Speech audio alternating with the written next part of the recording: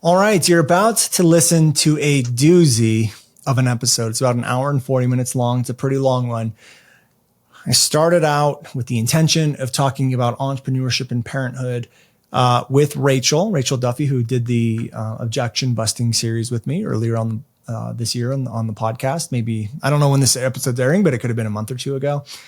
And we decided to talk about entrepreneurship and parenthood, and we're going to be airing both the episode on both of our podcast. And so this is a doozy of an episode because we started off talking about parenthood. We talked about entrepreneurship and ended with aliens, metaphysical stories, signs, and all sorts of really cool, crazy stuff. So you get a little bit of everything in this episode. So if you're ready, make sure you have an hour and 40 minutes carved out. Everything in this is really good. It's gold. It's fun. It's entertaining. So that's it. Let's roll that tape. Hi, I'm Brandon Lucero, and you're about to experience the new way to thrive in business, entrepreneurship, and life by leaning into who you are, what you love, and standing up for what you want to create. Get ready, because this is where we go against the grain, say no to outdated society norms, and we say yes to change in order to create a happier, more fulfilled world. Welcome to the New Generation Entrepreneur Podcast.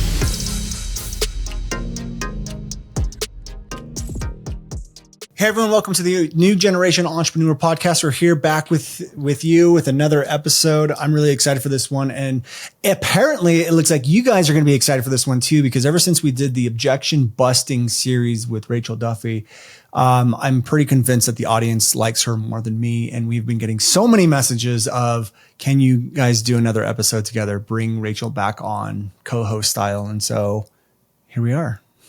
Rachel? I'm here. I'm back, guys. And actually today is a really cool episode because we're doing a double podcast episode today. So this episode is released on the New Generation Entrepreneur Podcast, but it's also released on the Unscrew You podcast, which is a podcast I host that explores the intersection between parenthood and entrepreneurship. And that's exactly the topic of our discussion today. So I'm super excited to dive in. Are you ready, Brandon? Yeah, I'm ready. As you guys can probably tell, this is a topic that I like talking about, and it's a topic that I've been trying to explore more on the NGM, New Generation Mastery, or New Generation Entrepreneur Podcast as well. So where do we want to begin? So first, I'm going to ask you a question. What does parenthood and entrepreneurship have to do with each other? They're the same thing. All my employees are my little babies and my little children that I get to take care of. No, I'm just kidding. But it's...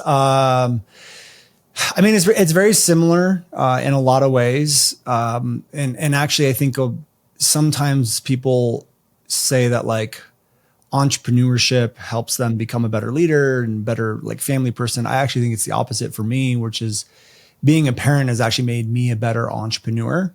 And it's kind of interesting because I was talking to Catherine Zankina right before this episode. We talked about parenthood a little bit. She became a mom last year. Actually, Ryan and her son is almost 1. He'll be 1 in August, I think. And, one of the things that I was telling her was that with me in particular, a lot of the reasons why I see success in our teachings, not just success as the business, but the reason why our teachings are so great is because of what I've learned from my kids. It's like how to communicate better with them, the messaging that I have with them, the adventures I take with them. The priorities that I have in my life, like how to show respect to other people, listen to other people's thoughts. It's just molded me into becoming a better entrepreneur. So for me, entrepreneurship really comes down to like people skills. And if you have great people skills, you'll have great communication with your kids. So I would say that's how they're kind of blended together, at least for me, in my experience. That's interesting that you say that. I remember, so my husband is an ER physician, and he's been an ER physician for, 30 years. So he's got a lot of experience, right? And I remember him saying to me when we had kids, which is now 11 years ago, he said, having children has made me a better physician, a better doctor. I have more empathy. I have more empathy towards my patients. I can connect with them better. It's just opened my heart in a way that was unexpected and unplanned. And that kind of reminded me when you gave that answer, it was like, oh yeah, I can see that. It changes who you are. Yeah, it changes who you are. It also changes your perspective on things too. And that's the other side of it too, is like with entrepreneurship, like it's going to be hard. It's difficult. You have to figure out, you have to problem solve all the time. And there's times where you have to risk a lot as well.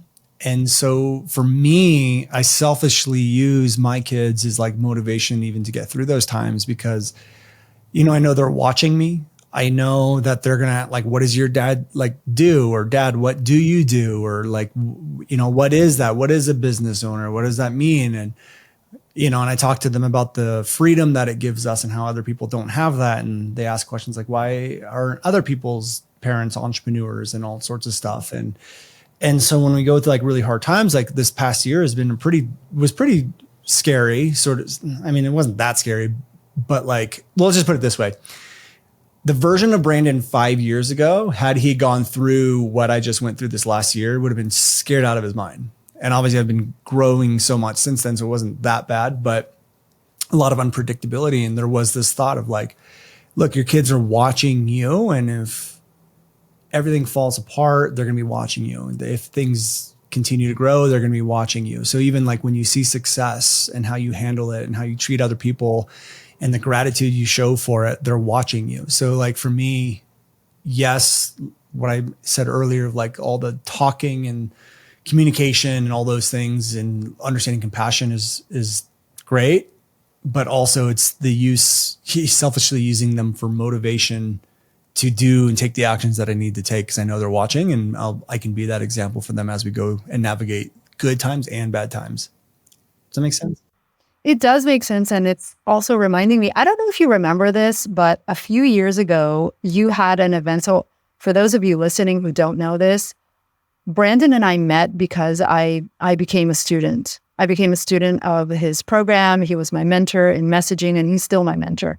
And you had an event, a live event. I'm pretty sure it was in Sedona. And we were chit-chatting after the event, and you drove me back to my Airbnb. And in the car, we were talking about parenting and kids. And I said something about how I develop critical thinking in my children is I tell them, you got to question everything. Everyone, whether they are aware or unaware, whether they intend or don't intend, everyone has an agenda for you. And you have to question that if that's true for you. And you asked me, well, what about what you tell them? Do you tell them to question you? And I said, I tell them to question me more than anyone. I have the biggest agenda for them. And at the very least, I'm conscious of the fact that I have an agenda. Right. And so I'm curious, when you say, they're watching you, how do you prevent them from being indoctrinated into your agenda? Well, the way I show up for my kids, that's my agenda for myself. And those are my values. And those are not meant to be indoctrinations for them to take on.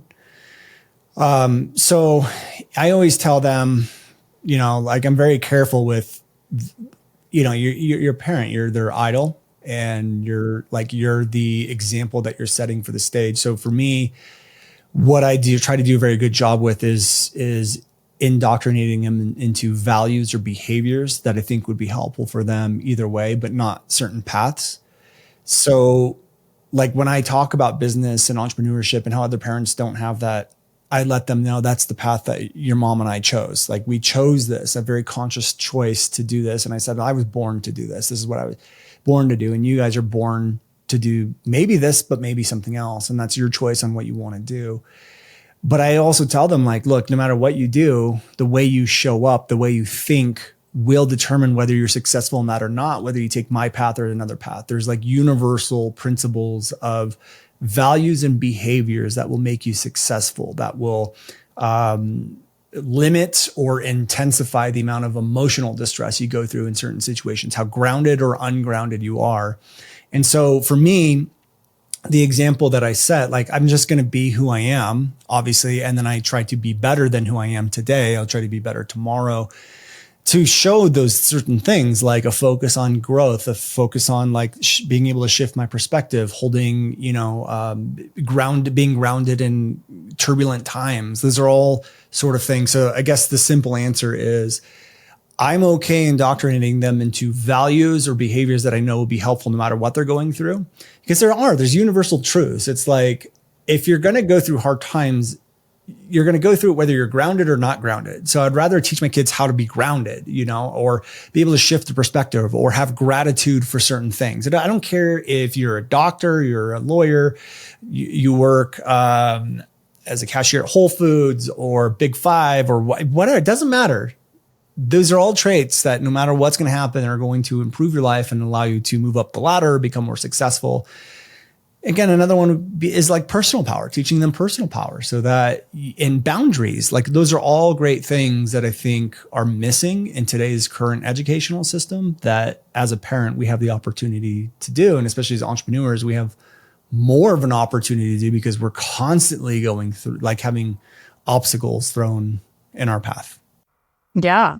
So what does it mean though? I'm curious, to be grounded through a hard time. How do you experience that? How do you do that for yourself, maybe in your business? And then how do you show your kids how to do that? Well, so for me, I'm always, and I'm going to ask you the same question, so be prepared. But for me, it's this. And when I say grounded, it's not letting the emotions take over. Like, we are humans. So I think processing and acknowledging and moving through emotions is absolutely necessary. We don't want to bury that because that will probably cause even more problems. But for me, I work with, Don Javier, who's a shaman I've worked with a lot of years. And there's a saying that him and Don Juan, his Don, have always said, which is something along the lines of everything always is, always has been, and always will be okay. And for me, that's always been something that I take to heart. So when I go through these hard times, it's like, look back through your past. How many hard times and moments and debt did you have to go through? And look where you ended up today. You're totally fine. Everything is temporary. Even if you lost everything here today, you can regain it and rebuild it. And so that then takes me down a path of talking about attachment. So it's losing attachments. I try to be very conscious about not being attached to the money that I have, to the house that I have, to the cars that I have. And I honestly think that if I didn't have a family, I would be totally fine if I lost everything and had to live underneath the bridge. And I would actually think it was kind of fun because I had to rebuild. It's like a challenge, I obviously wouldn't want to put my wife and my kids through that. Because I have some sort of attachment there. But for me, that's what it means, is like understanding the emotions, processing it, but not getting hung up in them, not letting them linger and linger and linger. It's doing the work to move through the emotions that I'm feeling, give myself that time and space, but then process and then move on and just focus on what I need to do. Because if we get hung up in the emotions, we get hung up in the fear, we get hung up in all that stuff, the thing that we're afraid of has a higher chance of actually happening. So like, if I'm going into a launch and I need to invest $150,000 and I'm like, oh my God, I'm going to lose the money. And what if I lose it? Well, the decisions I make, the energy that I have, the place I'm going to hold my energy at is a place of desperation. And I'm going to make decisions out of desperation. And those decisions don't lead to successful outcomes. They lead to things falling apart or not being as good as they need to be. Or in this last year, one of our launches didn't do very well. We didn't have enough money to pay the expenses for the next 6 months. So we had to innovate. We had to go and create. We had to create a new offer, a new business model, a whole bunch of stuff. And if I'm sitting there freaking out that my business is going to burn to the ground, I'm going to lose my house, again, all the decisions and actions I make are out of desperation. So for me, grounded means exactly that. It means being the person I need to be, not being hung up on the emotions, being optimistic through it, being nice and calm, letting go of triggers, letting go of attachments, that sort of thing. And then the second part of your question is, how do you bring this down to your kids? Again, for me, it's about, just being the example. Because when my kids are not grounded, telling them to then become grounded and let it go, it doesn't work. It doesn't work with any human, So I always just find the best way to do it is through example, or talk to them after they've gone through the processing themselves is the way I do it. But I'm curious of your answer to that question. for me, I wouldn't use that word for myself, grounded necessarily, about when it comes to going through hard times, because I think hard times are hard. And I think for me, when I hear the word grounded, it does kind of evoke the visual of just being, calm and centered and being okay. And sometimes I can't be like that when I'm going through a really hard time. I'm actually not grounded. I'm actually, I'm human, right? So I have all the feelings. And so for me, what I look at more is, how can I stay connected to myself? How can I remain connected with who I really am, not trying to pretend that I have all the answers, that I know what to do, that I am okay, just being okay with not being okay sometimes. And that means allowing myself to experience the full range of emotions, knowing that it's okay for me to experience those emotions. The feelings themselves don't, they're not going to kill me. I'm going to be okay experiencing those emotions. It's safe for me to experience those emotions. And also, I think that for me is my North Star with my children. How do I help create an environment where they can stay the most connected to who they really are and not need to disconnect from that as much as that's possible, right? The whole world is going to tell them who they should be, right? It's not just on me, but conditioning, indoctrination, it's everywhere. It's unavoidable. But at least for my part, I try to create an environment where I am as connected as I can be to who I am, so that they can also be as connected to who they are, and that I can maintain the most amount of personal power, and therefore, by example, that they can maintain the most amount of personal power.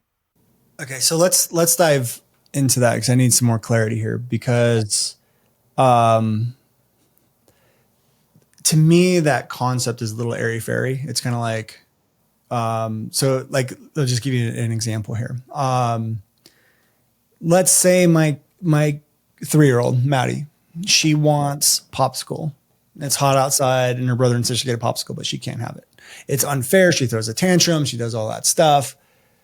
And the way I am interpreting your answer is, well, she just needs to remember who she is in order to calm down, and I can create an environment where that happens. But what if she's sitting there like 3, you're not going to be able to understand that concept, I don't think. But let's just pretend it's a 9-year-old and she's melting down or whatever. And you're like, you just got to remember who you are and da-da-da-da-da. And you're like, well, I'm someone who wants a popsicle. Like, you're talking like high level concepts to someone who, like a child, is going to be very like probably logical or emotional sort of, presence about them at that point. So what can you bring what you're saying into the context of that so I understand better? Yeah, definitely. So I'm glad you asked that question, because I'm not having this level of conversation with a 3-year-old. I'm not even having it with a 9-year-old. I am maybe beginning to have the beginnings of that conversation with my 11-year-old and my 10-year-old, maybe. Right. But at 3, what I'm understanding, a 3-year-old who's tantruming because she wants a popsicle and she can't have it, that is a child who is very connected to her wants and desires. She wants the popsicle and she can't have the popsicle. And therefore, she's angry or frustrated and she's throwing a tantrum. So my job, if I'm going to maintain that connection for her if I'm going to help her, maintain the connection between what she wants and what she can't have, because she can't have the popsicle if that's my boundary, right? Let's say, if you want to give her the popsicle, you ended the tantrum. But let's say you're not giving the popsicle for whatever reason. You have to help her manage and experience that gap between I have the desire, and I can't have it. And my parent is telling me I'm allowed to be angry because there is a gap. This is how she will learn to experience and stay connected to her wants and needs. I'll give you the opposite example so you can see with clarity what the difference is. Let's say Same scenario. She wants a popsicle. She can't have it. She starts throwing a tantrum. And instead of helping her stay connected with that, you said you shut it down as a parent. Stop crying. It's just a popsicle. It's not a big deal. You're not getting it because I said so, and that's it. End of discussion. Stop crying right now, or you're going to lose your iPad for a week. You can shut that down. Every parent knows this. You all have the lever to pull in order to shut down your children's meltdown in the moment. You can do that. What would happen in that moment? She would subconsciously understand, okay, my parent cannot manage my anger. My anger is not allowed. So I have to disconnect from myself in order to get through this somehow. I can't have the experience of wanting something and not having it. So I'm just going to disconnect from that. That's the only option a child has. And that is how you do that with a 3-year-old. What does disconnect from herself mean?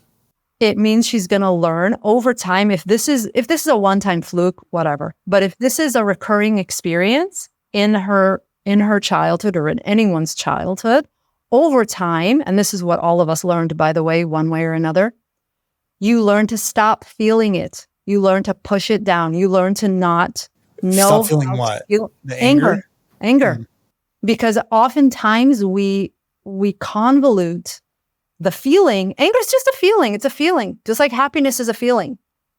The feeling is one thing. The behavior is a different thing. What we don't want is the behavior, right? If I'm angry and I'm hitting, that's something we gotta correct and we gotta talk about, the behavior. But the feeling, go ahead, be angry. You should be angry because you want a popsicle. And I said, no, I get it. Be angry.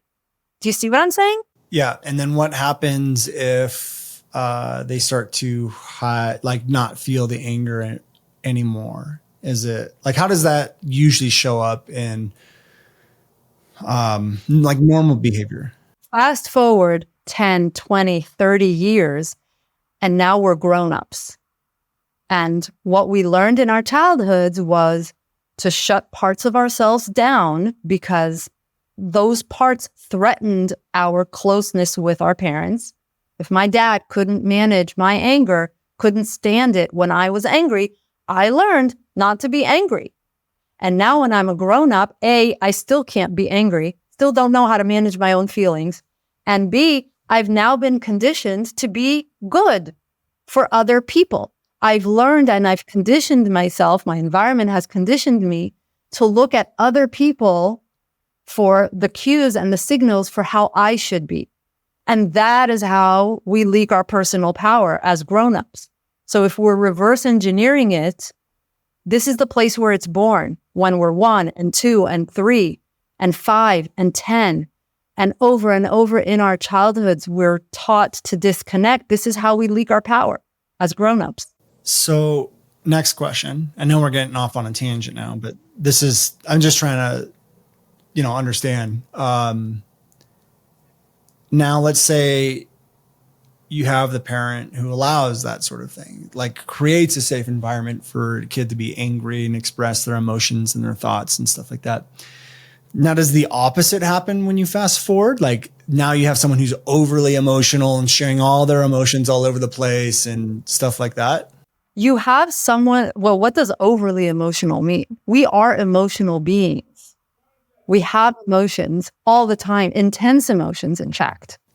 I'm talking about, like, I think we can all agree of like overly, who emotionally No, that to me is dumping. That's just dumping on people. Right. I feel intensely. I can say this about myself. I'm a very deeply feeling person.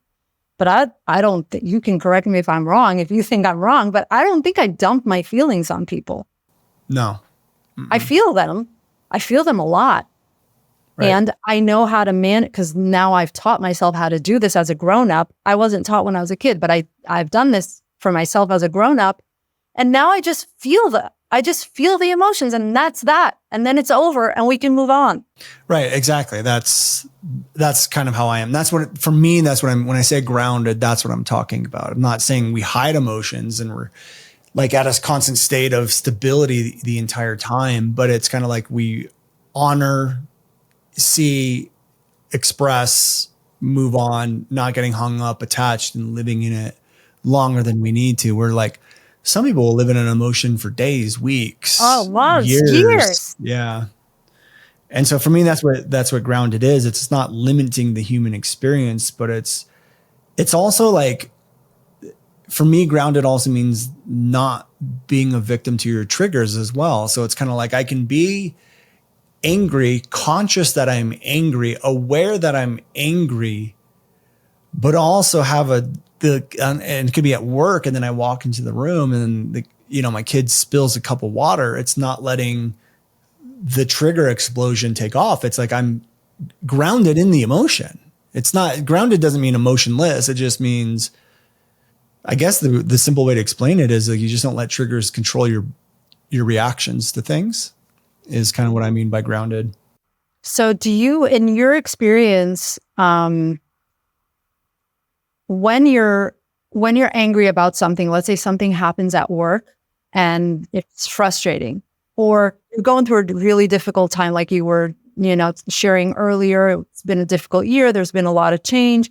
There's been a lot of innovation. Things were uncertain. So you feel those emotions, right? And now your kid does something, spills a glass of milk is maybe like not a great example. And like, I'm trying to think of something that might trigger you, because I know a lot of stuff that would trigger people.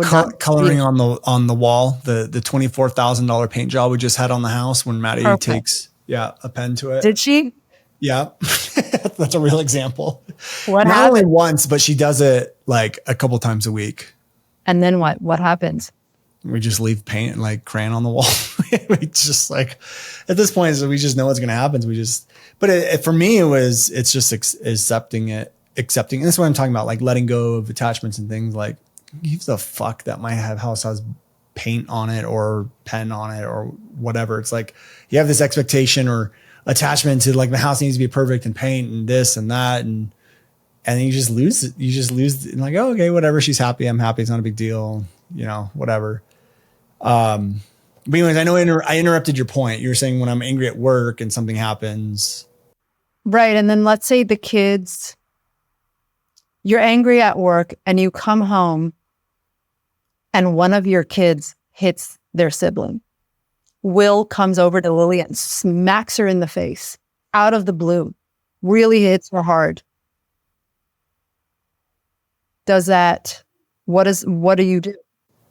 I smack him in the face 10 times harder so he learns. Just kidding. I just want to see your reaction. The listeners are like, oh my God, does he really? No. Yeah. So that one's a tougher one, because I definitely parent Will than I do differently Maddie. I'm harder on Will because he's the oldest and he's a boy.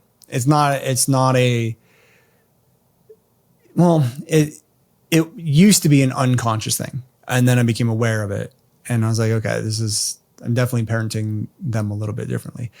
So for me, the first thing I do is usually a comfort Lily, because she's the one who's like crying and screaming and feelings are hurt and all of that stuff. So I tell Will, just sit down and just sit there and wait. And then I usually will go to Lily, comfort her when she's fine. Then my next thing is I ask questions. I want to figure out what actually happened. So I don't just assume, like, we do have a rule, like usually, like, you're older, you're a boy, which means you're stronger. You can't put your hands on your sisters. And like, it's the same thing with the girls. There's no rules just because he's a boy and they're girls or whatever. But usually, like your siblings, you don't put your hands on each other for whatever reason. So that's the rule that we have in our house. You come to mom, you come to dad, you tell us if something's wrong. So then my next question is figuring out what actually happened. Will's side of the story, Lily's side of the story. And then usually it's not unprovoked. Usually there's a reason. He's just not walking around hitting Lily for no reason. So there's usually a reason. And then we just kind of talk it out. And then I will tell Will, like, not to do it again, or how would you feel, or whatever. And sometimes we do punishments. I wouldn't call it punishments. It's like, okay, you need some like time to yourself. Just go in your room and like you can read or color or do whatever. And then at some point you do need to apologize to your sister. That's usually the way that we handle it. And then I actually will have a hard conversation with Lily, and I'm like, look, here's what happened. Here's why Will hit you. It's not like he just walked up to you and did it for no reason. And you need to be aware that like you have feelings, he has feelings. And if you say certain things, act a certain way, you're going to make him mad. And he's not supposed to hit you, but he might. It's a natural consequence of provoking him. Right. So in most cases, that's how I normally handle it. It also just depends too, because you also have your initial reaction, where like he might have a stick in his hand and you can see he's about to freaking hit her. And it's like, that is more of a natural, just no, stop screaming, do not do it, to avoid something that has not happened yet. Does that make sense? Yeah, totally. That does make sense. So how do you handle those? Well, actually, I'm sorry, I'm going to add one more thing to that. That scenario of what I just laid out to you, that's 80% of the time. 20% of the time, it is the like, dude, why did you do that again? It's like the yelling and the thing. But then what's interesting is the more I handle it the other way, the quicker and sooner I become more aware when I'm not operating that way. So I can catch myself in the middle of it. And I might start with like, why this and that? I told you not to, and da da da da da. And then I'm like, oh, wait a minute, and become more aware. And then I can correct in the scenario. So I don't want people to walk thinking like, okay, Brandon is just always calm. No, not at all. But it's about like bettering, becoming aware, knowing when you are doing those things, how you want to handle it, all of that stuff. So how would you handle those? Hitting specifically has not happened in my house in many years. And when it did happen, my kids were still at an age where kids hit, 3, 4, 5 years old, where they just have literally zero impulse control. Now, and communication skills. Or any communication skills, exactly. So now at 10 and 11, there's no hitting, but there is arguing sometimes that causes crying, right? There's somebody says something, and then the other person, usually it's like one of my sons, will say something that triggers my daughter, and then she'll totally explode, have an epic meltdown, and then all the fun that they were having before, gone. And when that happens, I've trained myself to have so that the first thing that comes up for me is, okay, everyone is hurt. Everyone is hurt right now. So like you, I first go to the person who's either physically hurt or crying.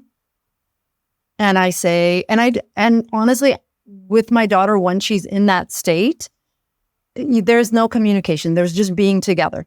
I'm right here. I'm with you. I get it. You're angry. He hurt your feelings. He said whatever. If I know what he said. And if not, I'm just like, I get it. I'm here. I'm with you. We're going to get through it together. Until she reaches a point, until she cries enough that she can calm herself down and start sharing with me what's going on. And then I just help her, understand what happened. He said he called you stupid and that hurt your feelings because you're not stupid and you love him. And it's hurtful when someone you love calls you stupid. And that's all I do. Like, I'm just validating. I'm just helping her know I understand why you blew up right now. And then I go to him and I say, something must have happened that made you call her stupid, because she's not stupid. You and I both know she's not stupid. And I know you love her. And I know you're a great person. So for you to call her stupid, something must have happened. So when I lean in with that curiosity, then he feels less shame about himself, because he knows, okay, my mom knows I'm not just a jerk. And then we have an opportunity to talk about it. And what was that thing that happened, right? I like that, because I don't think enough people acknowledge the shame side of it. Because I see with Lily in particular, like she's my middle, but she's also the oldest girl. But she has that with like Maddie, where, because right now in the house that we're at, they share a room, and like to be 7 and to have a 3-year-old, like sister in the same room, playing with your stuff, not respecting the boundaries, like breaking things. Like it's hard. It really is. And so she lets her initial reactions and triggers take over. And then Maddie like is very sensitive and gets like screaming and crying and all that stuff. Like even this morning, it was something Maddie wanted. And it was like a chocolate bar or something like that. It was like, sorry, Maddie, it's like 8 a.m. You're not having a chocolate bar right now. Maybe later. Bawling as if you just like ripped her arm off or something. And so that's the way Maddie is. And so Lily, will do something to her or whatever. And, at first you're going to be like, Lily, why did you do that? And da, da, da, da, da. But then when I stopped doing that, you start to see how much like shame she actually has after the thing is over, to the point where now she's crying because she felt bad that she did that to Maddie. And I think a lot of times, sometimes parents will just like punish the bad behavior without understanding why it happened or what the aftermath of emotions are for the kids. Like with Lily, who's she's not even mad at the initial thing. She's mad at herself now more than she was at Maddie in the first place. So I like that. I think honestly, I could probably do a better job with that. I do a good job of understanding what happened, but not a great job of validating the shame that the person who got in trouble might feel for what they did. And that's actually surprising to me to hear you say that. And I'll tell you why, because if I flip over to the entrepreneurship side for a moment, and I have experience with you as someone who works with you, and not sometimes, like a bunch of times, I make mistakes. I make wrong choices inside the business, and you don't like the choices I make. And when this is the equivalent of me being Lily in this situation, right? Where I did something that wasn't okay, or that you didn't like. And so at work, in the work context, I will say this, I'm going to go out on a limb and say 100% of the time, but like, let's say 99% of the time, the way you show up as a boss is you're super understanding. You never shame me. You never, even when you tell me like, I didn't like this, you don't shame me about it. So it's surprising to me to think that I just assumed, I guess I just assumed that this is probably how you show up in parenting as well, because it just comes so naturally to you. It is now, but it doesn't come natural to me. It's through 9 years of being a parent and practicing, and then also 9 years of having employees and messing up. So, and learning. But the difference between, I think, the scenario we're talking about and what you're talking about is that first of all, there's a difference, because usually when employees make mistakes, it's usually once or twice and then they don't make it anymore. With kids, it's every fucking day. It's the same mistake over and over and over and over and over again. So the repetition of the mistake and not learning the lesson makes it a lot harder as a parent. So I think that's the biggest difference. But also the difference is, I'm at the point now where I usually try not to shame my kids for the action they take. But the thing, I don't do that. I like I said, with the example with Will, it's like, why did this happen? What happened? What's going on? Like, give me your side of the story. Lily, what's your side of the story? So there's no shame in what happened. It's me trying to understand. I think where I'm going at is the person who did the quote unquote bad thing, the hit or the whatever. It's validating their emotions to avoid any shame that they feel. Whereas in the scenario where you make a mistake or send a bad email out that I don't like or whatever, I don't think I do a great job validating any shame that you feel. I just don't think I bring it on. But the shame that the kids have, I'm not bringing on either. They just feel it automatically, and then I have to go with it. With you in this scenario, I don't think you even feel shame in the first place, which means I never really have to go and validate it or whatever. I don't know if I would, to be honest with you. If you're like, I feel so bad, blah, blah, I probably just like, Rachel, suck it up and let's move on. It's probably what I would do. Me personally, you're right. I don't feel the shame, but generally speaking, an employee could feel shame. That's true, because they apologize and like, I'm so sorry. And I'm usually right. Like, don't worry about it. Just learn the lesson and like, let's move on. And I don't feel bad about it. So there's no reason you should, It's usually how I handle it. How do you handle it when you make a mistake? I don't make mistakes. Okay. So what's the context here? Like a But mistake in business? what's your self-talk when you messed up? You messed up with someone you care about. And what's your self-talk?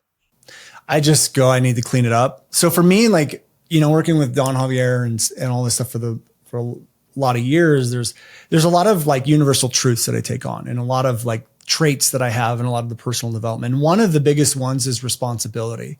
So it's responsibility and not overthinking and getting hung up on stuff.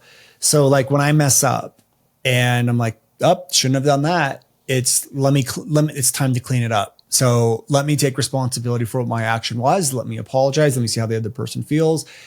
What can I learn from this? How can I move on in the future with them? Like, for example, there's those emails that you wrote and I hated them and I thought Matt wrote them. And I was like, Rachel, these are awful. I hate these so much. And you're like, I wrote them. I was like, I fucked up. And I like apologize. I'm like, I'm so sorry. And you're like, look, I'm fine. Da, da, da, da. And you're like, and I was like, yeah, but I know. But as a boss, as someone who's overlooking this, as someone of the owner of the company, my feedback should be more constructive and better than like, I hate these fucking emails or whatever I said, because it wasn't a very nice way of saying it. I was genuinely struggling to understand what the problem was, but now I get it. That you were hoping to convey that in a more constructive way. I get that now. Well, I want to hold myself to a certain caliber, and when I'm not operating that caliber, and then when I dug even deeper, I was like, fuck, even if Matt wrote these emails, that was an awful way to like, I shouldn't be saying that to another employee. This person wrote these emails and da, da, da, da, da, da. It's only like, I just realized I messed up in multiple ways. And so for me, and that's the cleaning it up with you was number one. Number two, it was just like, okay, that's a lesson in the book, put it in there, make sure it doesn't happen again. And that's all. And then that's it. It's done. It's over with. It's like, I want to stay in the present moment. I don't want to dwell in the past. I don't want to dwell too much in the future. It's like, okay, lesson learned.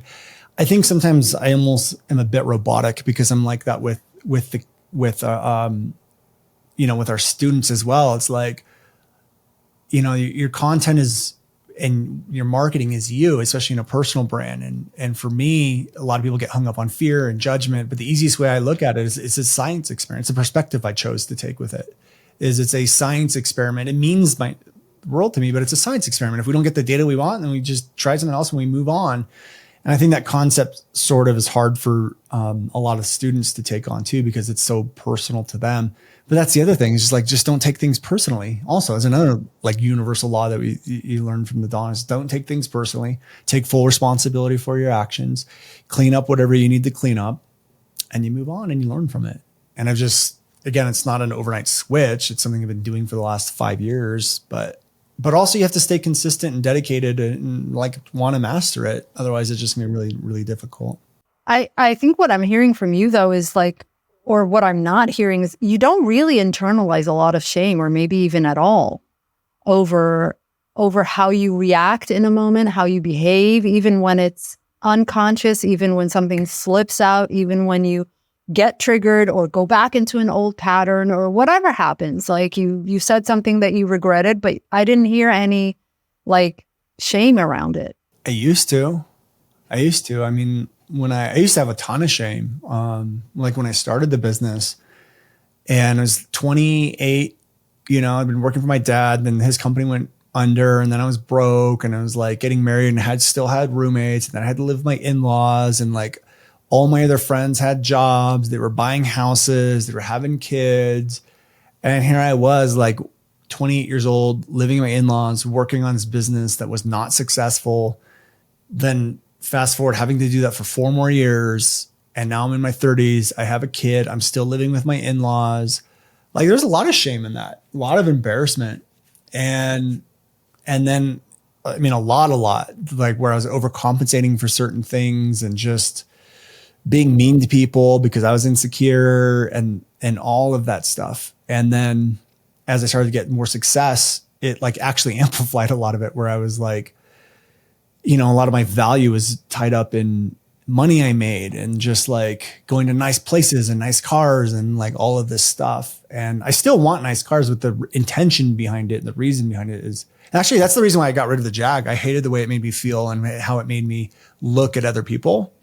And so I ended up getting rid of it because I'm like, I need more work myself before I ever get into another car like this, because I need some humbleness. And so it was actually when I got rid of the Jaguars when I really started to kind of move down that path. But I just had to let go of all that stuff. And I'm like, you wasted years of energy and concern. And I'm like, I just don't want to do that crap anymore. Like, I want people to be happy and I want to be happy. And I'm like, when people internalize stuff, they're just not happy. And so I'm like, I just don't want to do that anymore. But I'll take the lessons. I'll take the lessons all day long. That's amazing. That's amazing to me to even have the awareness to say, you know what, this isn't working for me anymore. I don't like this. I don't want to live my life like this. And I'm going to do something about it, which you did. And even though, we're all a work in progress, we're all still doing the work, but just having the awareness. And I don't know, I find that pretty mind blowing, especially knowing that you did that in your 30s. Because I know you did it in your 30s. Like, just for the record, I didn't even think about these things until I was well into my 40s. Well, I mean, I give a lot of that credit to the path that I'm on with Don Javier. And I know, like, I did the work myself, obviously. And that's what he tells us is only one can do. He's like, I can't do it for you.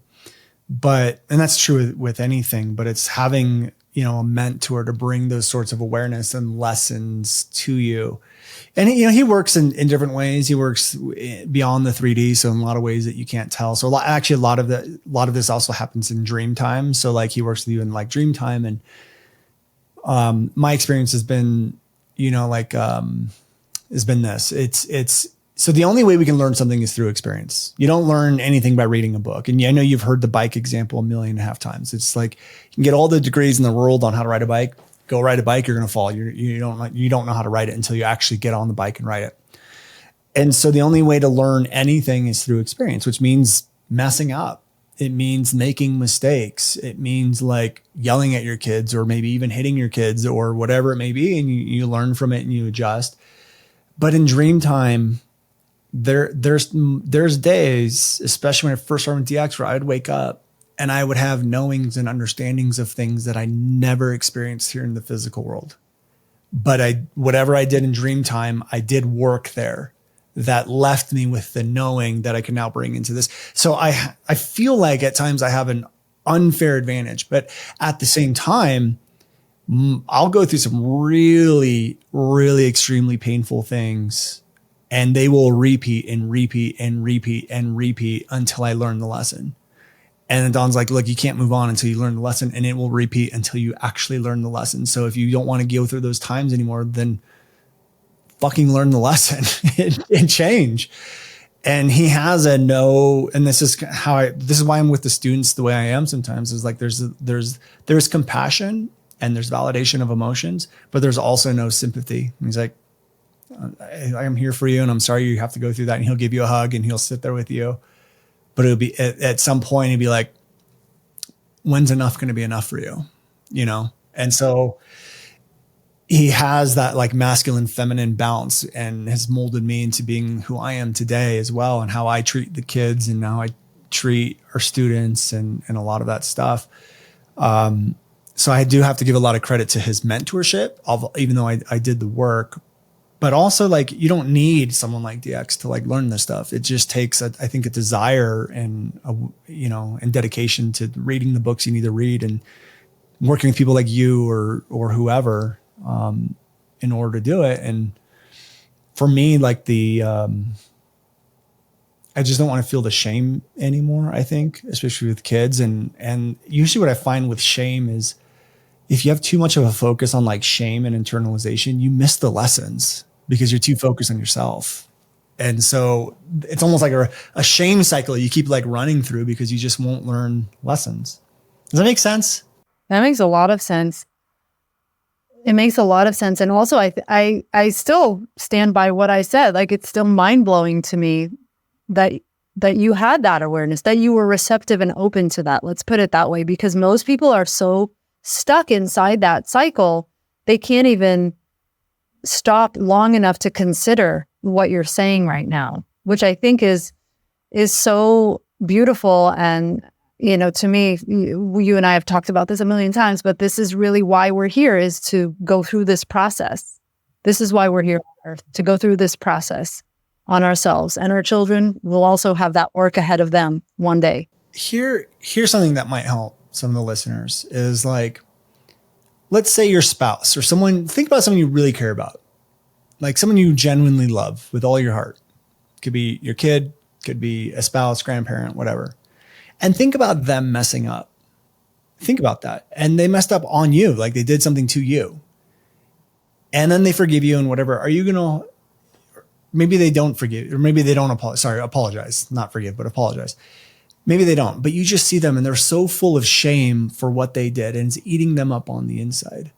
Are you going to want them to stay in that shame? Probably not. You're probably like, look, it's fine. I forgive you. Don't worry. Like you're going to want to make them happy. So if you're willing to do that for someone else that you love, why are you not willing to do that for yourself? Because it's the same exact thing. And what I think it comes down to is you love that person and you don't want them to see them like that. So how much do you love yourself? And if you can't forgive yourself, move yourself out of shame, it could be more of, do you actually love yourself? Do you love yourself enough to get rid of that shame? And for me, I love myself. I've gone through these moments of just beating myself up and doing all this stuff and feeling shame and how I treated employees or like I let people down. And it's like, you get to a point where like enough's enough. Stop abusing yourself. I mean, it's self-talk abuse, and that's really what it is. And it doesn't benefit anyone. It makes everyone around. Because think about it. When you're around someone who's in shame all the time, do you enjoy being around them? No. It's exhausting. It's exhausting. And that's the same experience that everyone else is going to have around you. Right. I don't want that. I don't want that either. But I think, to your point of like, how much do you love yourself or don't love yourself? And this goes back to what you believe about yourself. And I think for you, hearing what you're saying, and I know I'm the same way, like whatever ways I was conditioned and indoctrinated and ways that limited me and held me back and caused problems and all of that, it wasn't enough. That unworthiness, whatever that was, wasn't enough to really, it wasn't full on, right? I still had enough of a kernel of belief in myself that I was a good person in order to start overcoming all these things. And it was still like climbing Mount Everest, right? But I think for some people, even that little kernel of, no, I'm really a good person on the inside, even that kernel doesn't exist. And then it's really hard to climb out of that. Yeah. Yeah, it is. So how do you have a process that you go through in order to personally? Do that? Yeah. I think now where I am is a different place because now I have 100% conviction in my own goodness. So I still mess up, by the way. I mess up a lot, actually. Oh, I know. You know, but I do, but it's true. I mess up and what I don't have is, I was about to say I don't have shame about that, but that's actually not true either. I do have shame about it. And I allow that shame. I allow that shame to be there. And I have all the feelings of it I really wish I didn't show up like that in that moment. That was unnecessary. It wasn't how I want to be. And sometimes if it's, depends on the scenario, but if possible, I will apologize to someone if I've hurt someone. Sometimes it's not applicable, right? There's no one to apologize to necessarily, or sometimes I'll notice I really want to apologize, but I'm still scared. I'm scared because apologizing means I have to come clean to that person. And I'm really scared of that. And I have to be with that, I have to let myself have that human experience of I'm so scared.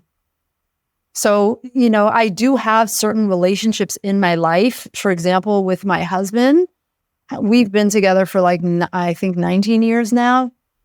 And so far, I've always been able to come to him no matter what and say, look, this is what happened. This is what I did. And I feel terrible about it. And it probably, maybe you're disappointed and maybe it hurts you. But the reason why I'm able to do that with him is because he has consistently a million times, 100% of the time, really without fault, 100% of the time when I've done that, he's come back with, it's okay. I still love you. Thanks for telling me. I appreciate that. Let's grow from here. Let's move forward from here. Like, he's never held it against me, which has enabled me to come clean to him no matter what. But I can't say that about all the relationships in my life. Yeah. Two things that I want to highlight there. The first one is that, like, even though I talked about my process and my growth and all that stuff, I don't want anyone to take away from this. Oh, Brandon doesn't feel that or feel the shame. Of course I do. Like Rachel said, we both do. Everyone does. It's like part of the human experience. It's just a matter of how much am I going to let it control what I do from here on out? And how long am I going to stay in it is the two things I kind of look at.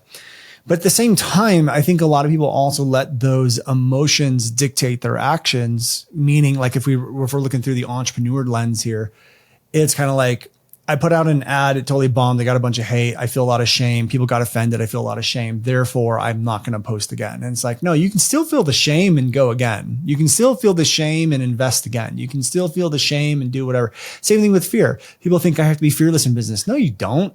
You have to be able to play with it. You have to do the dance with the emotions. It's having the fear and taking the action anyways, having the embarrassment and taking the action anyways, having the shame and doing what you need to do anyways. It's not about ignoring the emotions. It's not letting them dictate your actions that you're taking. Number one.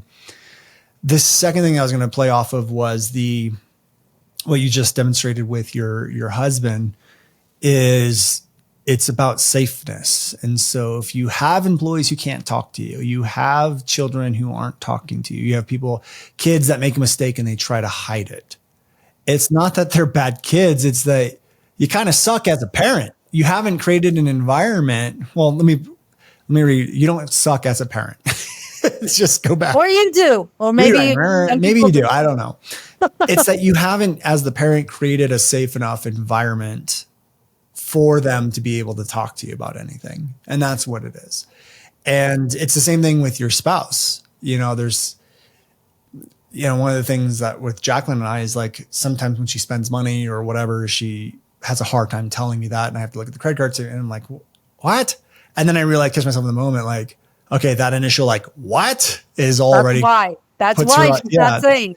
Yeah, exactly. She hears it in her head. Right.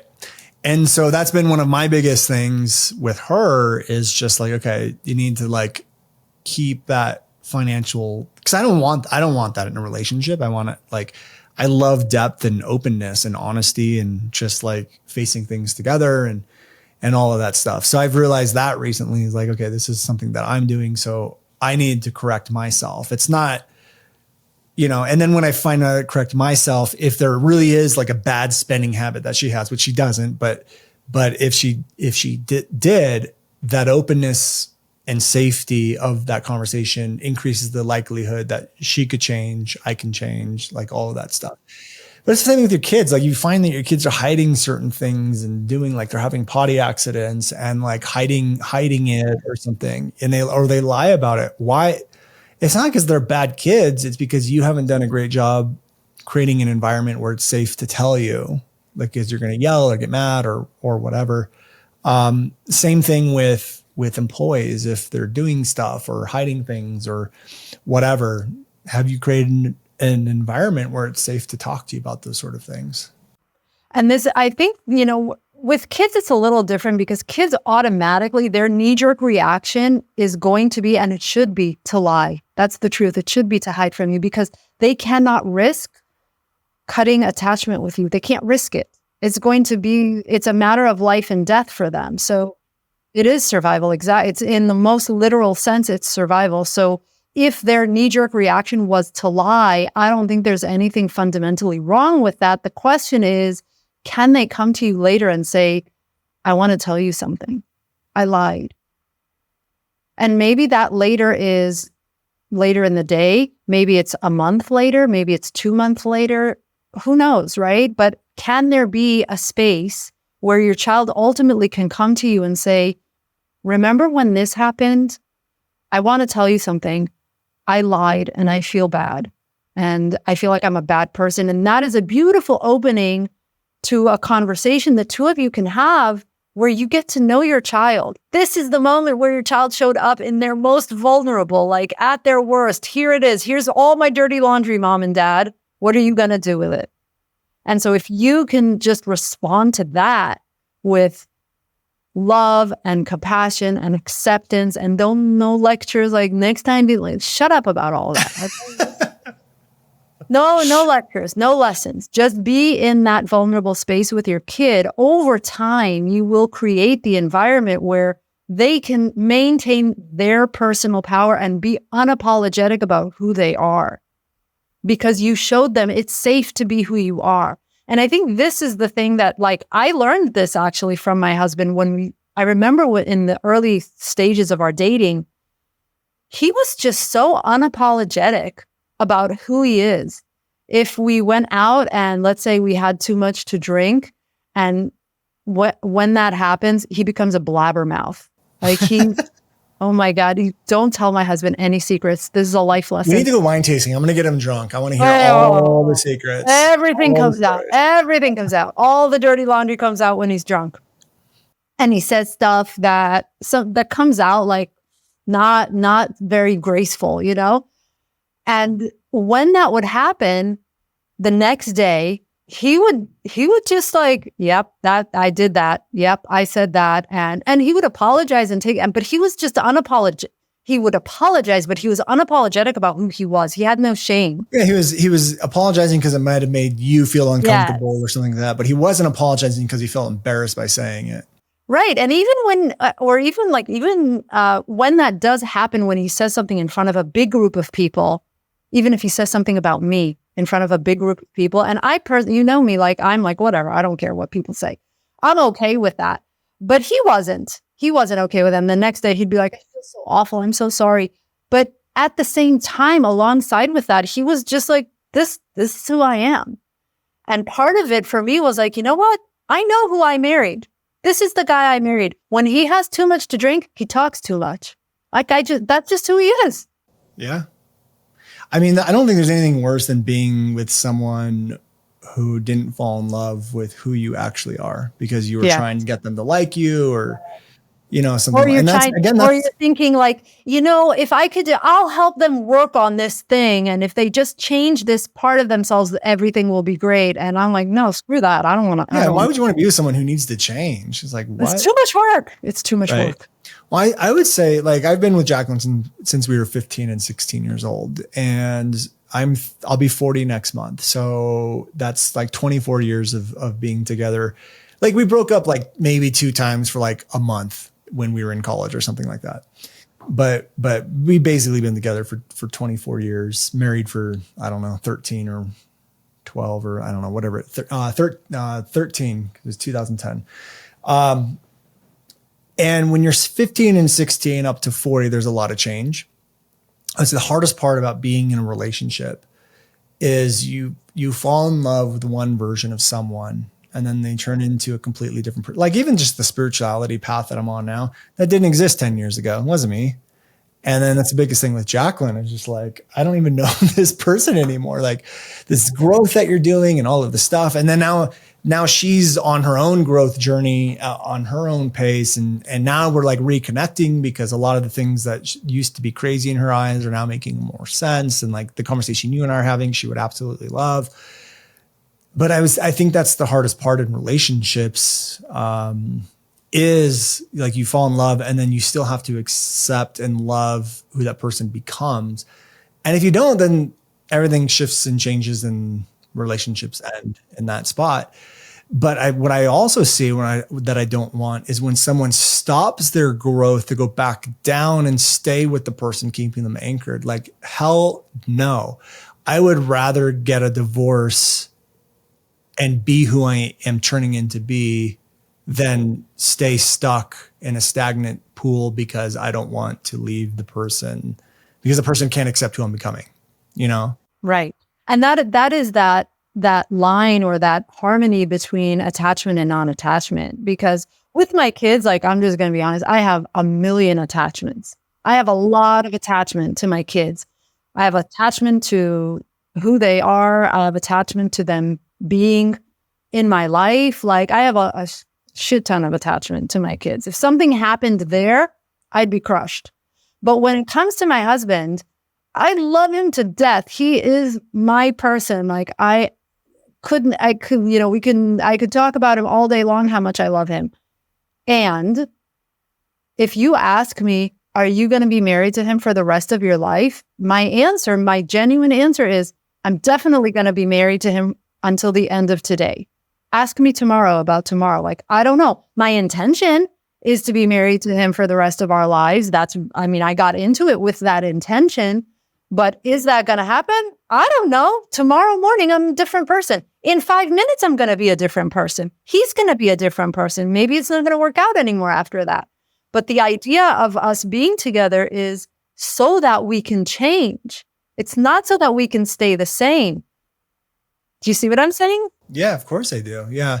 And when you're 15 and 16, you can't see that in that other person. You can't see like, are they the person that's gonna, and I've just been so lucky that she has accepted and loved every version of who I've become, even difficult. And I'm sure it's the same with you and Scott. What do you think, Scott, right? It is Scott. Yeah, it's Scott. As well. But I'm just so fortunate to be in that sort of relationship where it does have that openness and communication and love of where you're going to go. And I can't imagine being in a relationship where that is not the case, but then adding kids into the mix makes it so much more trickier because I almost wonder, like, if I couldn't see my kids every single day, it would drive me nuts, and I would deal with it. I'm sure I would change and adapt. People do it all day long, like it's just the way things are. That I almost wonder, is the attachment to my kids stronger than my desire to remember who I am and be who I am 100%? Do you ever contemplate that? I haven't, but when you ask that question, my answer is 100% yes. My attachment to my kids is stronger than that. I don't care about anything more than I care about that. So in simple terms, what I'm saying for the listeners, if you're not, for anyone who's half paying attention, is that like, look, what Rachel and I are saying is like, remembering who you are and being who you are and all that stuff, like that's priority number one. And if I'm in a relationship with someone who cannot love and accept, I'm not willing to go back down and change who I am to go to for their love. Not willing to do that. However, if it also meant I can't, like they're going to get the kids in a divorce and I cannot see my kids every day, would I be willing to not grow in order to do that? I'm like, I actually don't know. Like, would I be willing to sacrifice my own growth to be able to see my kids every single day? I don't. Listen, the truth is, I think you can't stop your growth. You can't stop it. It's almost involuntary. Because if you're already on, you can. There's people who do it every single day. You can. I think you can slow it down. You can try, but ultimately you can't stop it. It comes knocking on your door and it will bring you down to your knees until you move forward. And some people just stay on their knees until their deathbed. Exactly. That's what I'm saying, is people that stay on their knees till their deathbed are the ones who won't grow. But those are not people who are growing, and then they're like, oh, I either continue growing or I get a divorce and don't get my kids. I'll stop growing. You can't do that. So what you're saying is someone like us who's like, okay, I want to grow. I want to do this stuff. You've already made the commitment. It's impossible for you to stop growing. I get that. But what got me confused is I'm saying there are people that will go to their deathbed and not change at all. And then it's like, my belief is like, okay, you go back up to where you go to the universe, whatever. And then your, I don't know, whatever, consciousness or God or whatever's gonna be like, look, you didn't learn your lesson. Go back down. Go back down. go back down and relearn it again. And I actually remember that, like when I first got on the path with working with DX and all that stuff. It's kind of an interesting story because Jim was a great mentor of mine. He's been working with Don Javier for 30 years. I mean, they were doing ceremonies in the pyramids, Machu Picchu, like places that you're not allowed to go. They would go unattended. The government would be like, yep, go ahead and do what you need to do. They would go and do these ceremonies for like 20 years. And so Jim, told me, he's like, I think you're supposed to be a part of it. My guy is just telling me you're a part of this, and I think you need to work with the Dawn. And I didn't do it for like 3 years. My brother Adam, who also works with the Dawn now, was sitting in a movie theater. Have I told you the story? You haven't, but I know of it. Okay. Sitting in a movie theater, he was moving up to Santa Rosa, California. He was waiting to go look at an apartment, but he was like an hour and a half early or 2 hours early or whatever. So he went to the movie theater to go watch a movie to kill time. And then a homeless person got into the movie theater. The movie theater just let the person in. They let a lot of the homeless people in to like get water at the fountain or whatever.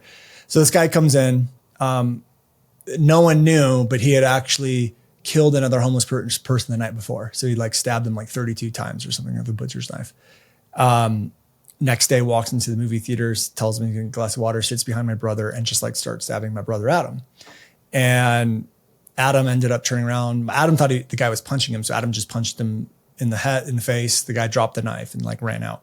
But Adam had already been stabbed like 6 or 7 times or something, an 8-inch butcher's knife in the throat and the lung and all this stuff. So to make a long story short, they rushed him to the ER. He's fine now and ends up living. But we didn't know if he was going to live or not for a while. So I tell this to Jim, and Jim said, I need to let the Dawn know. And you're going to have to make an offering. He's going to call in the beings to come help.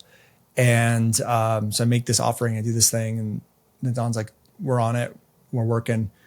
And my mom's very intuitive. She's a healer as well. And when Adam was in his bed, the hospital bed, she's like, I'm going to go in and do some healing energy work on Adam. And she like tunes in. You can tell when she's in the zone, she's like out, and she like comes immediately back out. And she said, there's something already working on him. It's like the most powerful thing I've ever seen.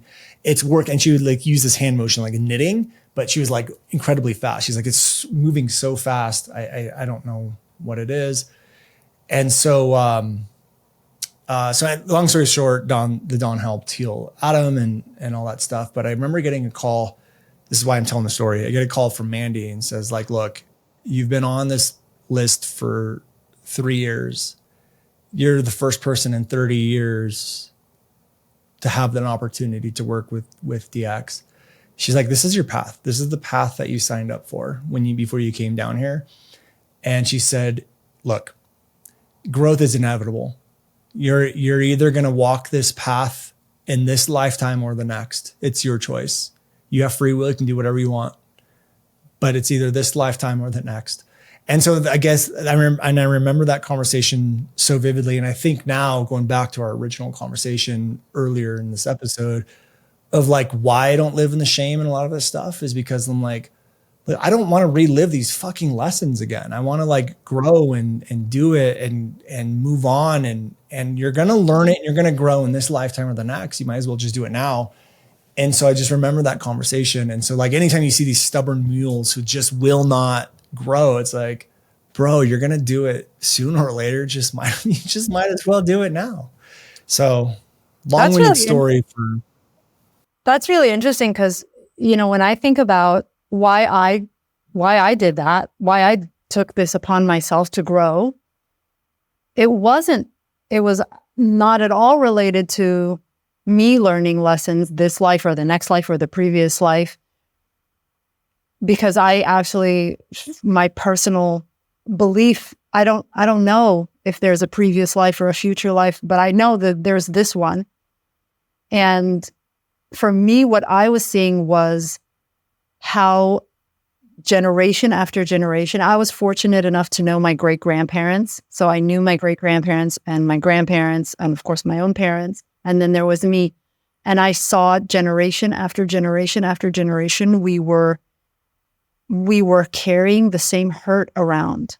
And I didn't have the language to say generational trauma. I didn't have the language to say patterns, but to me, the way I experienced it was there is this hurt that's what I inherited more than my brown eyes and my brown hair and the color of my skin and how I look. What I actually inherited was this pain, and I'm done. It stops with me. It stops here. It is not moving on to the next generation. And I'm going to do whatever I need to do, even if it means standing on my head in order to stop that ball going forward.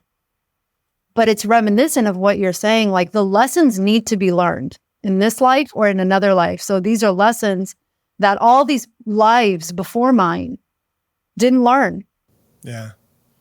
But I was like, no, I'm going to learn these lessons. Why resist it? I mean, life is going to have challenges, whether you sit on your couch all day long and do nothing, or you go out and do something. There's going to be hardships and there's going to be high moments too. It's just the way that life is. You can plan everything out to a T. It'll never work out the way you think. Believe me, I tried. I tried that. I still try it every once in a while. I still try to plan it all to a T. And then you tell me like, Rachel, stop it. Just like, never works out. I'm going to slowly break you down, Rachel. The resistance. I already came pre-broken though. No, I mean the resistance to the metaphysical, the things you can't see with your five senses, all of that stuff. I could tell you 1.5 million personal stories around like past lives and things like that. Like even our kids seeing things in their rooms and just like seeing angels and talking. Like Will, I remember being a kid, like talking to in his room, like, what is that? It's like, it's an angel and I'm talking to and blah, blah, blah, and all sorts of stuff. Like, I think we need to just to give the listeners some context, like where Brandon and I are sitting on the spectrum of woo is, I don't know if we're on opposite sides, but there's a big gap between us. Let's put it that way. Would you agree? Yeah, I think so. So I'm very 3D. Yes, very 3D. Yes. And it won't work. Yes, it will. It does work. Well, we'll see. Wait, when you say it won't work, what won't work? Well, you're coming on as integrator COO. And the way we run the company is very metaphysical, 5D, sort of. It's very odd. It's very weird because there's a lot of concepts that are kind of like growth focused. We're in 100% alignment on. But a lot of the growth and lessons and things are also very invisible. But you have a way to make them not invisible, sort of. Trying to think of a great example, and I can't think of one on the top of my head.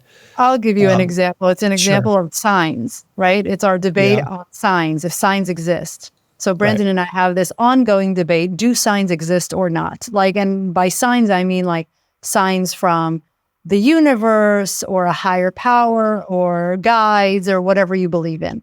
And Brandon is firmly planted in the perspective of they 100% exist and they're real and you have to tune into them. And for me, I think I'm in a different perspective, but you said this, we're actually looking at the same thing. We're just looking at it from different perspectives. So to me, it's about tuning into your internal wisdom. And you would say that is what you would call a sign. Yes and no. I mean, I think it just depends on how you look at it. Let's go with this example here, which is, we had this discussion and, it's actually kind of funny. So you were sitting on the balcony or the porch of your house or whatever. And you're like, signs don't exist. And I said, yes, they do. I'm going to send you a sign. Remember that? I said, I'm going to send you something. And I went into my healing room and I connected with the craniums and the beings that I work with. And I said, look, I want one in particular. And I said, I need your assistance on this. I want to send Rachel a sign. And I think I even said a bird. I think I meant raven is what I asked for, but it came in the form of a hawk.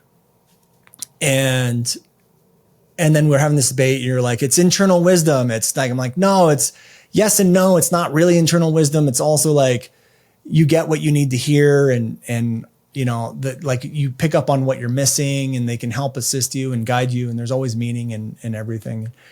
And then all of a sudden the hawk appears and then you go like, and then you're like, oh my God, you know, you had this moment of like, I don't know, maybe you did have this moment of like, maybe there is a sign or whatever, or maybe this is just a crazy coincidence. And then your daughter came and was like, oh mom, it lives there all the time and da, da, da. But then you've never seen it since, right? And then what makes it even more in my opinion, more in favor of it being a sign. We look up the meaning of a hawk and it means trusting your internal wisdom. It's like, you fucking universe, you answered us, but you didn't at the same time.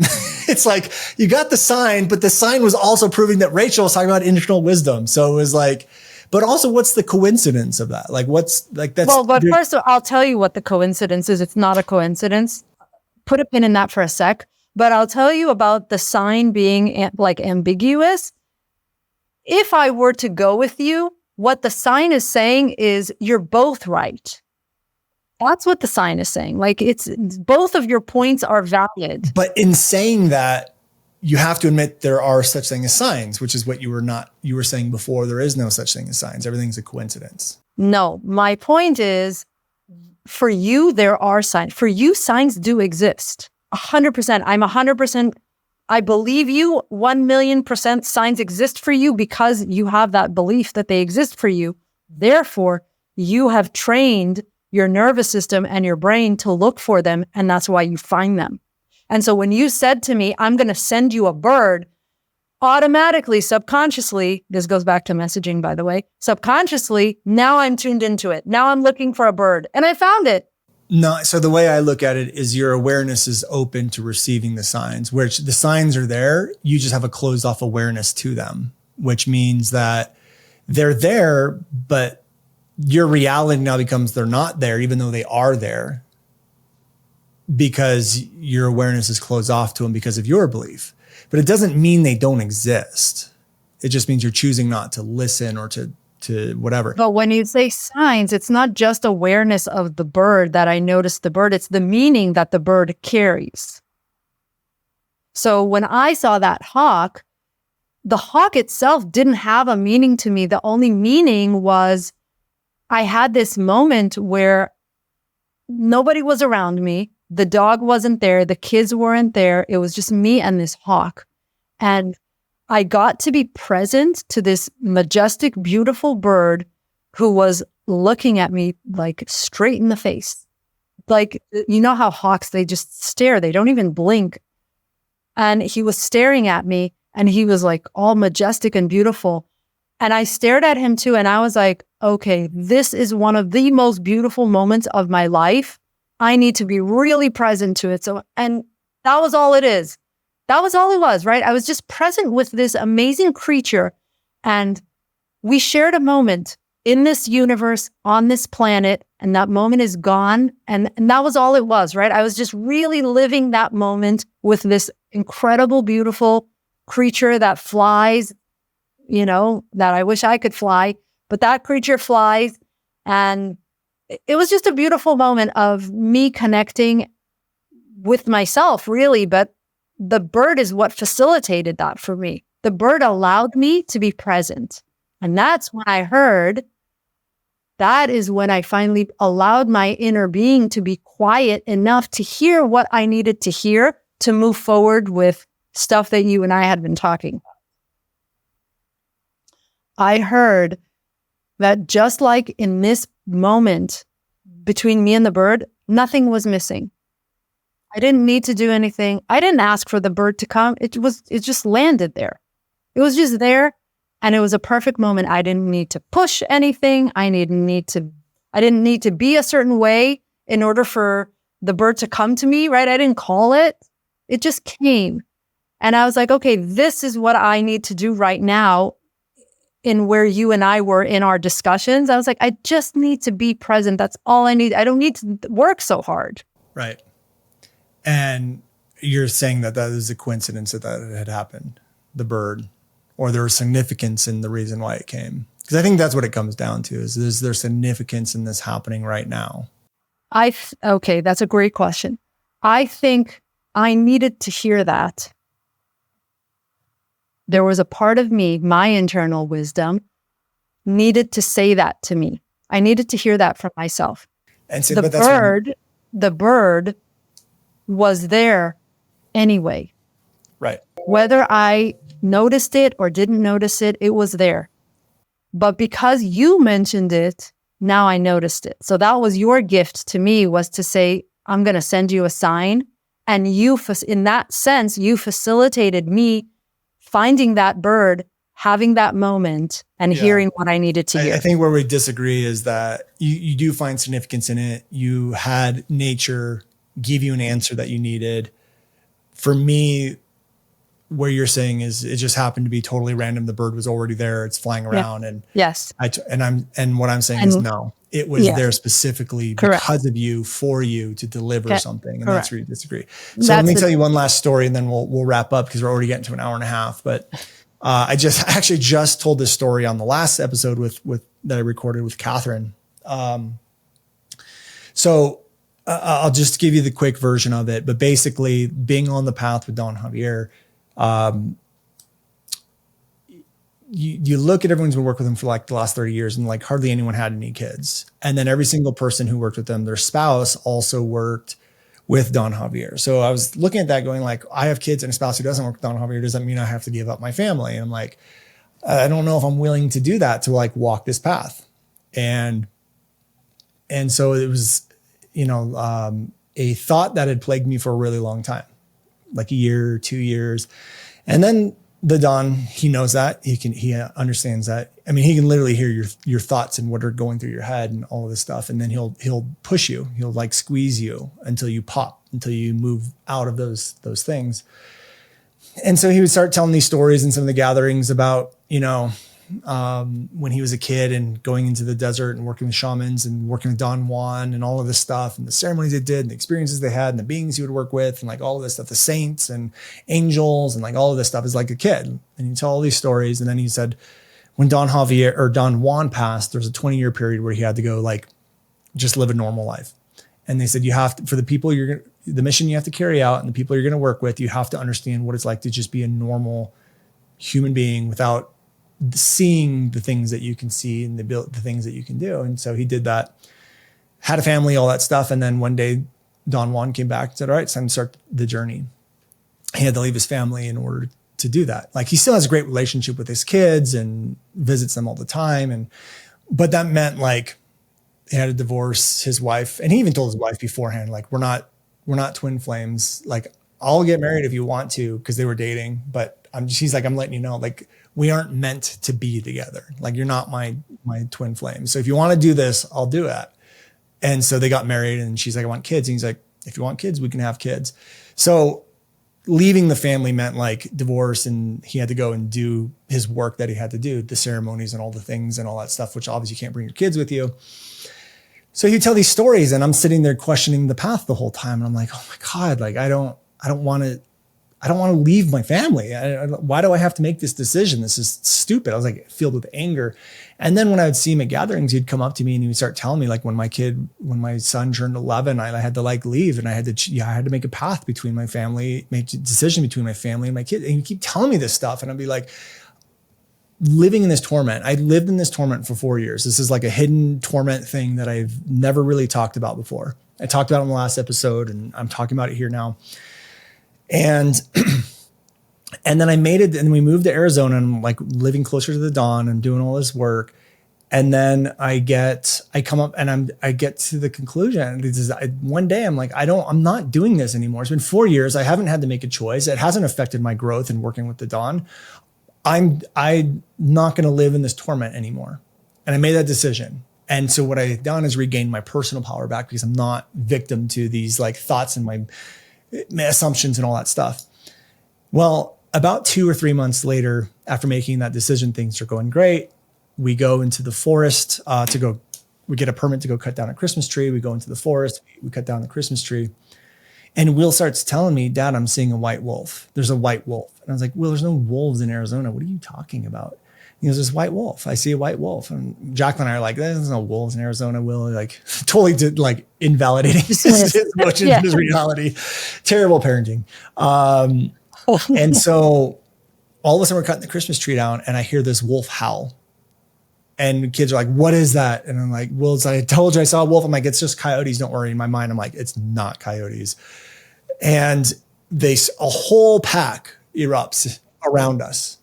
Surrounds me, surrounds the kids, surrounds Jacqueline and Maddie are somewhere else. We go find Jacqueline and Maddie. They're around somewhere else. And Jacqueline's like, what is that? I'm like, I have no idea. Not coyotes. I mean, it sounds like wolves, but I don't think there's wolves in Arizona. So anyways, we pack up our stuff and we leave. And we go home, and I'm just sitting there. I'm like, wolves? They're like, white wolf? That's crazy. So I just sent Don Javier a text, and I'm like, Don, I have to ask you, was that you in the middle of the forest? And that's all I said. I didn't say anything about a white wolf. I didn't say anything about a wolf. I didn't say, and he said, indeed, they were gray wolves. And he said, but not to worry, I showed up as the white wolf. And I was like, holy shit, how did he know that? How did he know William saw the white wolf? How did he know they were wolves? How do you know that? It's impossible to know that. And I didn't even say there was animals. I just said, was that you with us in the forest? And he said, yeah, I showed up as the white wolf. And indeed, those were all gray wolves. So then I was like, okay. And those are like normal experiences for us working with the Don. So then I go to his house, and we're helping him move some stuff, James and I, and some big crystals that are really heavy and everything. And I'm talking to him, and James had gifted me a wolf felt. So it's a Native American skin of a gray wolf. He gave it to me a couple months ago, that was used in like Native American ceremonies and things like that. And I had the Don cook it, which means he energetically cleans it and brings it back down. And I'm talking to him, and he goes, Brandon, that thing I gave you is so powerful. I had to go into the wilderness and like nourish myself after cooking it because it drained so much of my energy. He's like, that's how powerful that piece is. And then I realize, okay, wolf felt powerful. I just got the wolf experience. And then I asked him, I said, Don, I have to ask you, those wolves that we saw in the forest, were they closing in on us and you showed up to protect us, or did you call them in? And he goes, I called them in to give you and your family something that you guys needed, to give you something that you needed. I called them in. And in that moment, I realized what it was. And I realized it was, and again, God, I'm getting teary-eyed. So I cried telling this on the last episode with Catherine, but it was the end of a 4-year torment that I had put myself through. And then you look up the significance of a wolf, and it is loyalty, pack, and family. And it was like when I finally made the decision that I don't have to choose, and I can have my family and this path. And then all of a sudden the Don calls in it was like a ceremony, a pack of wolves to like and then I have the wolf felt. It was like one of the most powerful experiences I've ever gone through. I didn't make any of those realizations until today when I was talking about it with Catherine. But that is the reason why I'm like, there is significance in that. There's a reason why wolves show up. They have certain meanings and medicine to give you and certain things. And that's why I'm like, look, if we're going to work together, this idea of like nothing in the metaphysical, or well, let's just put it this way. The idea that the only reality is what we create through our 5 senses, that's not how I operate. Like there's so much more that we can't see. And that's kind of my long-winded answer or story that I want to give of the power behind the animals and the significance and science. And it doesn't even have to be animals. It's even trees and plants and things like that. It's all connected. Make sense? Yeah. I mean, so much. First of all, thank you for sharing that story, because that was a beautiful story and it made me emotional too. And what made me emotional about it, first of all, I 100% agree. Everything is interconnected. All of life is interconnected. People are interconnected. Animals are interconnected, and we are also animals. Every living being on this planet is interconnected. We are interconnected with the stars and the galaxies and the universe. Like everything is interconnected. So I'm 100% on board with that. And to continue I love that the conclusion you reached was that I don't have to choose. I can have my family. I can be on a path. And what if that's still true in business? We don't have to choose. I don't have to choose, and you don't have to choose. I can be me and you can be you, and we can still be super powerful together. I know. There was never any doubt in that. It's I would never ask you to change or like. Oh, I know that, and you know I wouldn't. But of course not. I mean, I chose you because of how you are. All right. So let's end here with one final question. Yes. This question, how you answer it, will determine whether or not we're going to be successful together. Here's my entire career on the line right now, folks. Yes, as CEO and COO, as visionary integrator. Are you ready for it? I was born ready. Do you believe in aliens? What are aliens?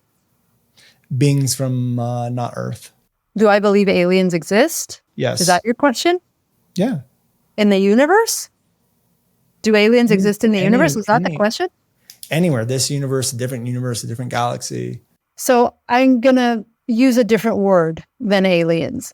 I believe. Why do you have to do this? No, I'll tell you why. I'll tell you why. If I understand what you understand from that word, that is why I'm using a different word. I believe life exists outside of planet Earth. Does that answer your question?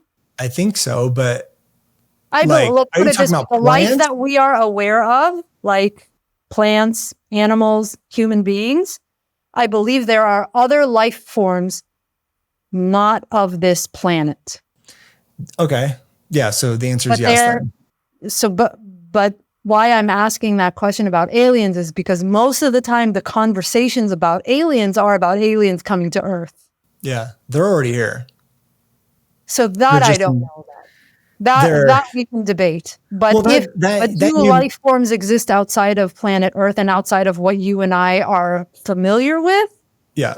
100% they exist. They couldn't not exist. It depends on what we're talking about. Because if you're talking about interdimensional beings, they're already here. You just can't see them because we don't have the ability that, like, we can only see. Why would they even be here, dude? Why would they come to this? That's a great question. That opens up a whole other hours where I can give you the answer. Who on earth? Who would come here? Who in their right mind would come here? If they're here from another galaxy or another planet, then they're way more advanced than us because we can't do that. Well, let's put it this way. The ones that still have to travel by ship are not as advanced as the interdimensional ones. And so what I mean by interdimensional is our reality, you, me talking right now, I can see you and I can hear you. We have the ability to see and we also have the ability of smell, taste, sight, hearing, and touch. Where most people get stuck is that they think what is created from the five senses is the only thing that exists. However, if we had a sixth sense, a seventh sense, an eighth sense, it would completely change our version of what we can see and say. And there are beings that operate in like an eighth sense or whatever that we have no awareness of because we don't have the ability to see. So although sometimes we do, we have things like what we would call sixth sense or like intuition or telepathic communication, stuff like that. But I will say this, and we'll wrap up because again, I could talk for hours. Wait, but do we have a future together or no? Because you left me on a cliffhanger now. Yes, that was sufficient enough. We can we can continue working together. The last one. Oh yeah. So I'll just say this. So the things I've heard from DX, from Don, is he said, reason to answer your question, why are they here? The reason why they're here is because what is happening here on Earth affects more than just what's happening here on Earth. So he said, like, if you go to a bathtub or a swimming pool and you drop a giant boulder in a bathtub or a pool, there's a ripple that's going to affect everyone that is in that range. And he says there's an atomic bomb that goes off here. There's war here. He's like, that has an effect rippling beyond what we can even fathom. And he says, so it just causes disruption in a lot of other places. And they're here to make sure that the disruption doesn't actually happen. Well, they're not doing a very good job then, because look at the state of the Earth. If you think, from what I understand, if you think this is bad, just wait to see what it could be. Oh, no, there's no question we're going towards worse. We're definitely not course correcting. Well, hopefully not. There's a lot of people waking up. There's a lot more, like, even conversations like we're having of, like, just even the self-development that you can have and the growth and the generational change you can have by raising kids the way that we're talking about. All of that has a lasting effect on not just this planet, but like through the universe and through like what's going to happen. That I can get on board with. I can get on board with that. Yeah, actually, it mentions even too, and this is not just a DX thing. This is a very common theory, which is like what the work that we're doing here will have an effect on the next 7 generations of people on this planet. And that's a very common theory that a lot of people I can get fully on board with that. Yeah. All right. Well, let's stay there. Let's wrap this up. This was great. An hour and 40 minutes. I was expecting it to not be. An hour and 30 minutes of rambling about aliens and great job as always keeping it on topic. If anyone made it to the end of this podcast episode, you made it to the end of the podcast episode. We got to give them something. I'm going to do a free hour-long group call with you. Here's what you need to do. Answering any messaging questions that you have. Okay. If you made it to the end of this episode, go email us. Julie's going to fucking hate me. Yeah. Email me at support@soldwithvideo.com. Support@soldwithvideo.com. We're going to give you a link to register to an hour-long Zoom call, completely free. I'm just going to sit there and answer questions for an hour. Okay. Any questions you have, business, aliens, messaging, whatever. Rachel will be there too. And we will do a free hour. And I only do this for students. So if you made it to the end of this episode, all you got to do is go to that email, let them know I listened to the end of the episode. Julie give you a link. You can opt in. We're going to do it in 2 weeks from the airing of this episode. Okay. So go do that. Go do that now. Just see how many people actually made it to the end. Hopefully there's not like 3,000 people on this call. Watch everyone. On the contrary, the more the merrier. Yeah, I just don't want to answer 3,000 questions. Well, you just said I'm going to answer questions for an hour. So however many you can put in an hour. Yeah, we'll be selective with the questions we answer, I guess. But all right, let's wrap up here. Rachel, thank you for having me on your podcast. And thank you for coming on to mine at the same time. I appreciate it. Thank you. I appreciate you too. And I appreciate these conversations that we have that are totally rambling and off topic. I love it. Yeah, we started talking about entrepreneurship and parenthood and ended with aliens, wolves, and went south real quick. Yeah. But all right, guys, take care and talk to you all soon. Peace out. Hey guys, thank you so much for checking out another episode of the New Generation Entrepreneur Podcast. If you enjoyed this episode, go below, hit the subscribe button, and make sure you click on that bell icon and get notified every time we drop a new episode. Now, if you're looking for the show notes, we have them linked underneath this video, as well as our social media handles and some links to free training and offers that we drop from time to time to help you guys even further. So go check those out if you're interested, and thank you so much for tuning in to the New Generation Entrepreneur Podcast.